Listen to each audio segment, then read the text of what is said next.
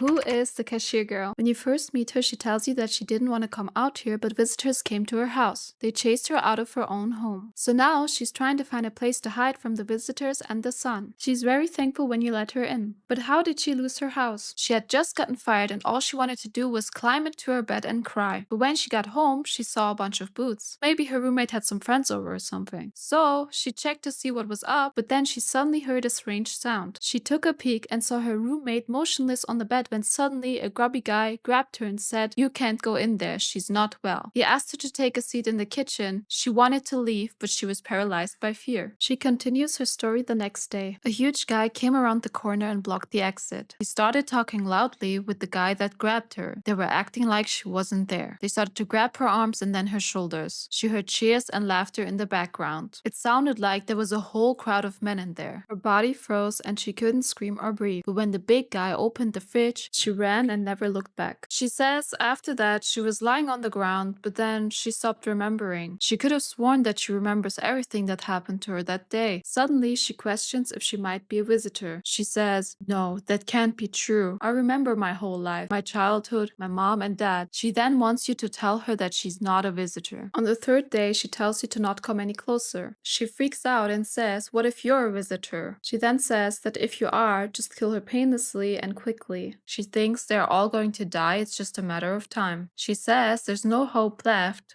death is coming for us. In her final conversation, she looks happy and says that the visitors are coming for us. She thinks there's no difference between humans and visitors. She questions why we should torture ourselves when we can just let them come.